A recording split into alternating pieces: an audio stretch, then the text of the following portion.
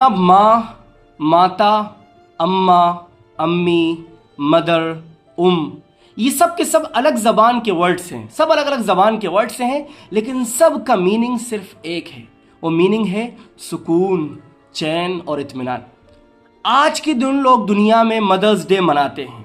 आज के दिन लोग स्टेटस डालते हैं, स्टोरी डालते हैं और अपनी माँ को प्यार जताते हैं। लेकिन मैं समझता हूँ जनाब कि कोई भी दिन, कोई भी डे विदाउट मदर मुकम्मल ही नहीं हो सकता। जब तक माँ को ना देखो दिन सुकून से गुजर ही नहीं सकता। अब हमारे नखरे उठाने वाली दुनिया में सिर्फ और सिर्फ एक माँ है। आप इमेजिन कीजिए कि घर में खाना तैयार है, रोटी बन चुकी हैं, सालन तैयार है, सब कुछ रेडी है, लेकिन खाना लगने के बाद आप कहते हैं कि अम्मी मुझे ये चीज़ पसंद नहीं है। तो मुझे बताइए कि किस दिन आपकी अम्मा ने डांटा और ये कहा कि नहीं तुझे यही खाना पड़ेगा। बल्कि माँ उठती है, खुद किचन में जाकर अपने हाथों से एक वो चीज़ बना कर देती है जो आपको पसंद है। और अगर आपको अपने माँ के खाने की कदर नहीं है जनाब, तो एक कॉल लगाइए उन लोगों को जिन्होंने अपना घर छोड़ा है, जो लोग परदेश में रहते हैं। उनसे पूछिए कि यार तुम्हें वहाँ का खाना कैसा लगता है, तुम वहाँ कैसे जी रहे हो, वहाँ की लाइफ कैसी है। तो ये कहेंगे कि यार जब तक हम घर पे थे ना, तो घर पे हमें ये एहसास ही नहीं था कि गेहूं के अंदर कोई टेस्ट ही नहीं होता।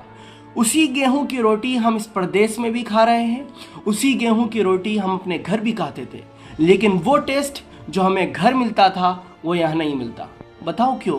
उसकी वजह सिर्फ एक है कि घर पे बना हुआ खाना वो माँ के हाथ का होता था, यहाँ का बना हुआ खाना माँ के हाथ का नहीं है।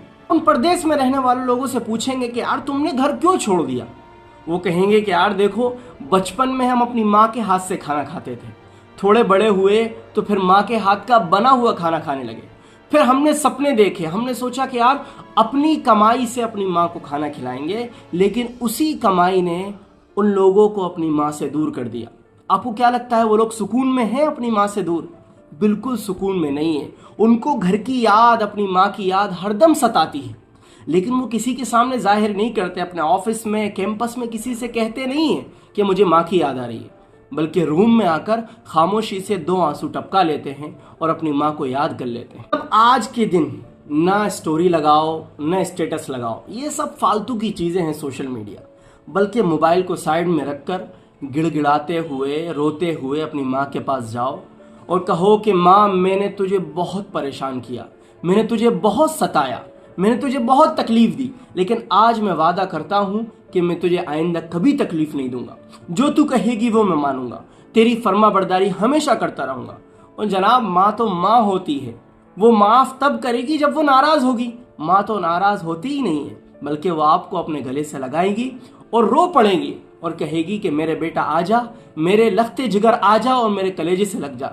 जनाब आप भी खुश होंगे, आपकी माँ भी खुश होगी और खुदा भी खुश होगा।